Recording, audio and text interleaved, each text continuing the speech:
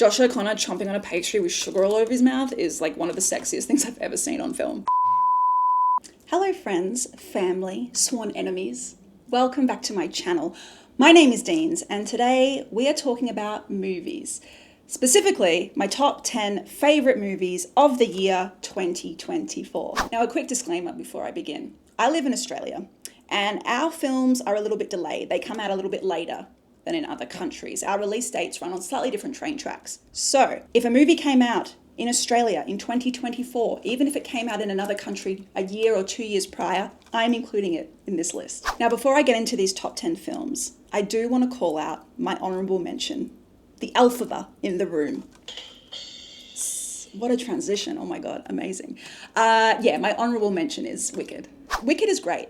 You know, it's so entertaining. It's so big. There's so much talent on display. It's a capital M movie, you know, it's a blockbuster, but it's also got such a great message. I feel like it's come at a really critical point in our collective consciousness. You know, it's such a tonic, you know, it's such a love letter to social justice warriors and people who speak truth to power and people who defy the status quo. And on top of that, you know, these performances are some of the best I've seen all year. You know, they're just pitched perfectly with Cynthia Erivo and Ariana Grande at the center, and they're in wonderful contrast with one another. You know, Cynthia Erivo as Elphaba is doing like the quiet, introspective, nuanced kind of performance, and juxtaposed with Ariana's performance, which is much bigger, much brighter, much more campy, much more comedic, and they just contrast so well together, and their chemistry on screen is reflected off screen, and it's really beautiful to watch. I had so much fun. Yeah, the film doesn't look too hot. Like, there's been a lot of complaints about the cinematography. The color is really dull. You know, it definitely could have used a lot of that Instagram saturation effect, but it was never bad enough that it took me out of the film. Like, I was never distracted to the point where I wasn't paying attention or I was noticing it. You know what I mean? I was just so engrossed in these brilliant performances and this super sweet story, and I didn't really let it bother me. You know, I am curious though about part 2, because Elphaba in part 1 compared to Elphaba in the original Wizard of Oz are like two completely different people. Like, I honestly don't know how they're going to make the audience believe that these two versions of Elphaba are the same person, because Elphaba in part 1 is so empathetic. She's such a social justice warrior. She's an animal rights girl. You know, she loves animals. And then Elphaba in the original Wizard of Oz, like, she's trying to harm Toto. She's incredibly cruel. She doesn't really seem to have a lot of compassion. So it's quite a leap. Also, like, Elphaba in part 1, and this is not a spoiler, she's so incredibly strong. She's so incredibly powerful. She's like, by the end of it, she's also, you know, she's like omnipotent. She's all powerful. And then in the original Wizard of Oz, she can just easily be destroyed by a bucket of water. You know, so I'm not quite sure how they're going to reckon with merging those two characters and making us believe it. But, you know, I'll let them handle that. And I guess we'll just have to wait and see. All right, enough foreplay. Let's get into it. My top 10 favorite films of the year. Okay, my number 10 is a documentary called Daughters. Now, this documentary just completely destroyed me. After I finished watching it, I just wrote on Letterboxd, I am a puddle. This documentary focuses on the families of incarcerated men in the United States, particularly the daughters, as they prepare for this really beautiful one-off dance at the prison with their fathers. You know, it's really sad because you're watching these daughters reconnect with their fathers after being away from them for so long. And there's a moment in the documentary where after this dance, you know, all the events in the documentary leading up to this one dance. And after this dance with their fathers, where they've spent the night just cuddling their dads, hanging out with their dads, speaking to their dads, dancing with their dads, for some of them for the first time, others for the first time in a very long time.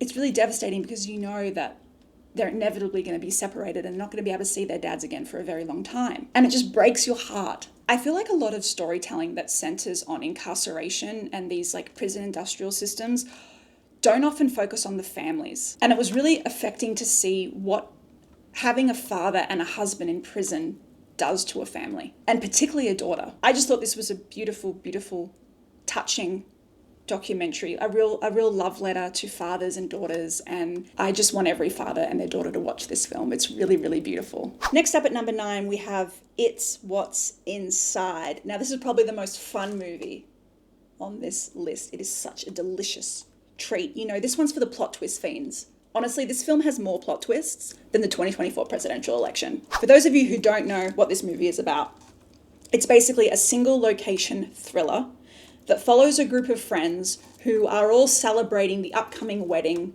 of one of their other friends. You know, this guy who's getting married the next day is throwing this kind of last hurrah, and he's invited all his friends over for drinks and games and whatnot. And one of the friends that he invites is a person that none of the other group have sort of spoken to in a while. He's a bit of the black sheep of the group. He's a little bit different than everyone else. He's a bit mysterious. And he brings with him this suitcase, and he basically sits down at the party and he brings the suitcase out and he says, "Do you guys still like playing games?" And then it gets batshit crazy from there, and I'm not going to say what happens. You know, I wish I'd seen this in a crowd at the cinema, because it would have been so fun to react all together to this and see how people really just like digested this film, because it's so wild and there's so many twists and turns, and it's a film that I imagine would go really well on a rewatch, because there's so much happening and you're probably missing so much on the first watch that I think a second, third, or even fourth watch you would just get like so much more out of it. Now, number 8 is Perfect Days. Now, I don't think I've ever been so simultaneously charmed and bored by a film. There's really not much going on here. We're watching a man in Tokyo clean toilets, read books, listen to music, take photographs of trees, and that's it. You know, it's a love letter to the simple things in life, the things that we take for granted. And it's so beautiful, and it's like a refreshing breath of air. You know, this is a man who's just in love with the simple things in life. He's got his books, he's got his camera, he's got his job, you know, and that's all he needs. He's not hustling. He's not ambitious. You know, he's not doing different things every day. His life, his day-to-day routine that's enough for him. It's really refreshing to see that in a film, to know that those people who are just in love with day-to-day moments and just living in the present and finding beauty in trees and, you know, the way the wind changes and the different sounds that birds make. You know, it's really lovely to watch that in a film and to spend time for, you know, 2 hours or whatever with a character like that. Yeah, I thought this was really sweet. I walked away with just an appreciation for smaller things in life and the slower things in life and like physical media. It's a really humbling film. You know, this is a man who cleans toilets for a living, and that's enough. That's enough for him. If he cleans toilets and then he goes, you know, and has a nice humble dinner and then reads his book, he's like the happiest man at the end of the day. And we all need a movie like that every now and then to remind us like not to take things for granted. Moving along to number 7. Now, this is, and I might sound hyperbolic when I say this, but I mean it. This is one of, if not the most important films that I've ever seen. The reason that it's not higher on my list is because I didn't enjoy it. It's not a movie you walk away like feeling really happy about or really, really energized, or, you know, you don't walk away from it going, "Oh, I can't wait to see that again." No, it's not one of those films. I'm of course talking about The Zone of Interest. For those of you who don't know what this movie is about, it is set during World War II, and we're basically following a family of Nazis who literally share a wall with Auschwitz. We aren't taken into Auschwitz. Instead, we are stuck with this family and their everyday lives. It basically is a film showing how these horrors are normalized and how genocide is normalized. It's about complicity. It's about the inability of people to reckon with what's going on in the present and what's going on in the past. And you can't walk away from this film like not thinking about Gaza. And I remember when I finished watching it, I couldn't move in my seat for like 15 minutes. I was just thinking about all the parallels with everything that came before it, everything that's come after it, everything that's going on now in Gaza. And it's a really hard watch, but it's a crucial watch. And I really do believe that this should be like mandatory viewing in school curricula. Yeah, out of all the films on this list, this is the one I haven't been able to shake. Like, I think about this movie every single day. This is history. This is the story of history, basically. This movie is the story of history, and it's not stopping. You know, we're not making any gains. We're not reckoning with these monstrous things that we as humans have done. It's really, really heavy, but I just think it's essential viewing, and it's a masterpiece of a film. Next up at number 6, we have The Substance. This is the best horror film of the year. I remember when people were like hyping up Longlegs and talking about how Longlegs is the best film and it's the scariest film, and Longlegs could never. I'm sorry. I that's all I want to say about Longlegs. Frankly, I don't want to give that movie any more airtime. The Substance, I saw this movie at a festival in a crowded theater, and it was the best way to see it because the crowd, we were all laughing together, we were all screaming together, we were all about to throw up together. You know, it was such a fun roller coaster experience. It's a cautionary tale. It's this grotesque allegory about the way society and Hollywood in particular treats older women, the way they discard older women for the newer, younger, bouncier thing. And we've all like seen that story told in so many ways, you know, whether it's fairy tales, you know, literature, TV, film, but I've never seen it told this way. It's a completely new telling of that very specific cautionary tale, and I just thought it was brilliant, and I can't wait to watch it again. It's so loud and bombastic, and the ending just like every time I thought like, holy shit, this film can't go any further, you know, it just kept defying my expectations. It kept going. The ending is just wild. I would highly recommend going in blind. Like, don't read anything about it. Don't let your friends tell you what happens. Just go into it. Although if you are not a fan of body horror, gore, anything like that, maybe avoid this one. Number 5 is, in my opinion, the sexiest film of the year, and that is Challengers. Luca Guadagnino's Challengers. I've seen this movie 3 times, and I am still just as turned on after my 3rd viewing as I was in the first viewing. You know, the International Tennis Federation, or whatever it's called, should hire Luca as their marketing director because tennis has never looked this good. Seriously, this film made me feel so many things. Josh O'Connor, to begin with. I just love how sweaty it is and how queer-coded it is. The cinematography is just some of the best shots of the year. I remember like a couple of weeks ago, there was a lot of discourse on the internet about like the best shots of the decade. And I feel like you could take any screenshot from Challengers and it could be a serious contender. The soundtrack is amazing. It's one of my favorite soundtracks of all time. I listen to it all the time. I just think Guadagnino is the most interesting director at the moment. His movies are just bangers after bangers after bangers, and I can't wait to see his new film, Queer. Josh O'Connor chomping on a pastry with sugar all over his mouth is like one of the sexiest things I've ever seen on film. It's just so obvious in this film how much Luca Guadagnino just adores the male body and homoerotic imagery. Although I really like enjoy Zendaya in this film, I found myself like always wanting to go back to just the scenes with the boys. Like I loved their queer-coded relationship. I loved their codependency and their obsession with one another. They were just so cute, and this movie is just so fun. Yeah, that's Challengers. If you haven't seen it already, I don't know where you've been. I don't know what you're doing. I don't know what you're spending your money on if it's not on this film. Go see it. It's incredible. Okay, number 4. We're in the upper echelon of my top 10, and number 4 is My Old Ass. Now, every year there's at least one coming of age story that warms my heart. Last year, I think it was last year, it was Dear God, Margaret something. What was It's obvious I really love that film because I like remember the title so well. Hello God, It's Me, Margaret. I think that's what it's called. Anyway, that was my coming of age movie that I loved last year.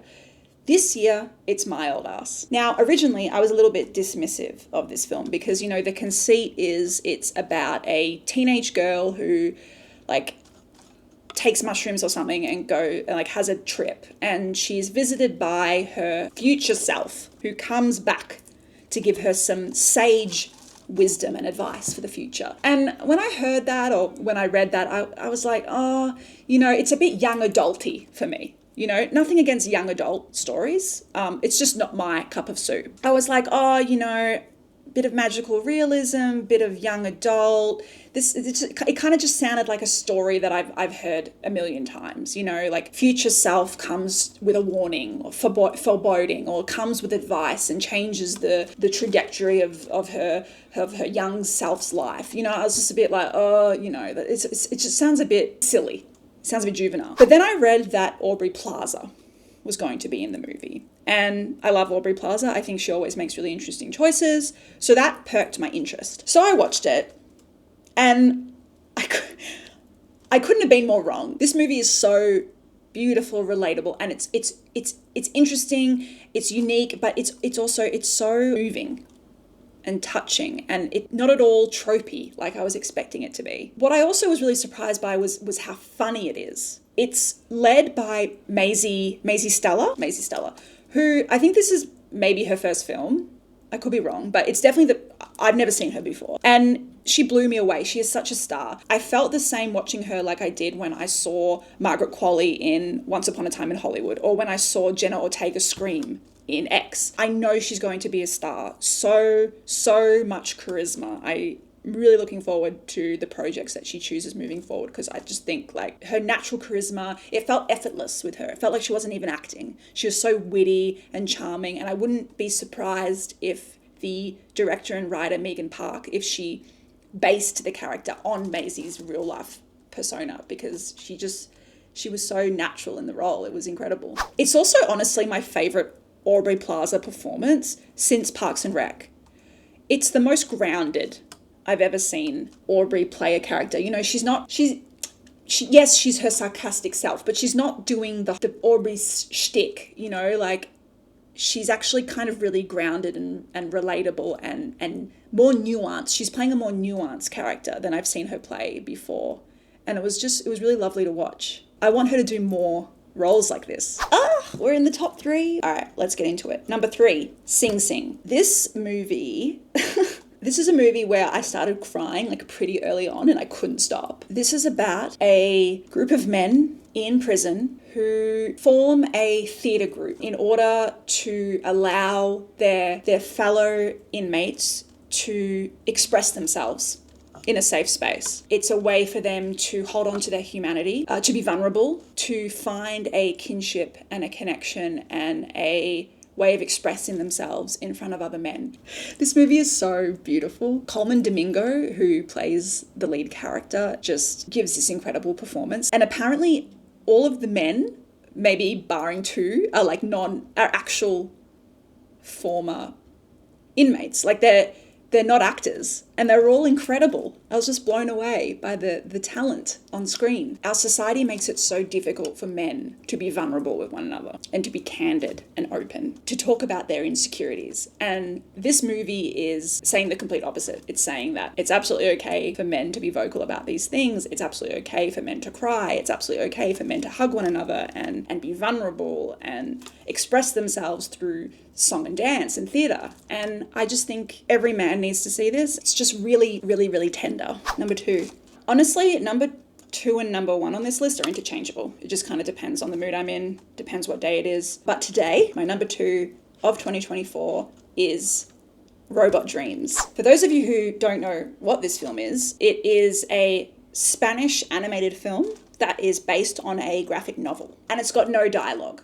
0. It doesn't need dialogue. So Robot Dreams is about a lonely dog in New York City, and he orders a robot friend that he has to build, kind of like someone building IKEA furniture. So he builds this robot friend, no dialogue, and they just have this beautiful, beautiful companionship. And the dog is no longer lonely. They do everything together. They go dance and they go ice skating and they play frisbee in the park. And it's the first half is this beautiful, beautiful friendship story.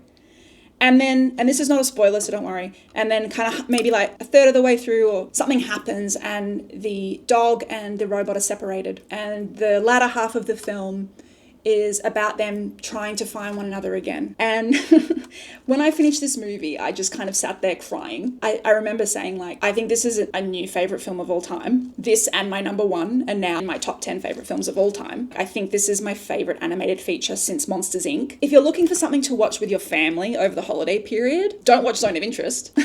I mean, you should absolutely watch Zone of Interest, but maybe not on Christmas. Watch Robot Dreams. Everyone in your family will get something out of it. All right, we have made it. My number one film, All of Us Strangers. Like Sing Sing, this is a film that I think I started crying like maybe 30 minutes in and I could not stop. I was physically shaking. I wasn't just sitting still with like tears rolling. I was visibly like vibrating and crying. That's how much this movie affected me. All of Us Strangers, it's kind of hard to describe. It's this magical realism, romantic story about a queer man played by Andrew Scott. His parents died in a car crash when he was very young and he was never able to get closure. So this movie shows him reconnecting with his parents. I won't say how that's sort of made possible. It is magical realism. The film doesn't really care about the rules of that. Frankly, when you're watching it, neither do you. Like you're so immersed in this beautiful story of this man reconnecting with his parents. He's having these really frank, difficult conversations that he never was able to have with his parents when he was young. It's devastating. It makes you think, if you had that time again with loved ones that are no longer here, what would you talk about? What would you tell them? Meanwhile, while this is happening, he's also falling in love with a man that lives in his building. Every single piece of dialogue has so much weight to it. There's no throwaway lines. Every single line just like cuts you. It's so sad. But who am I if my favorite movie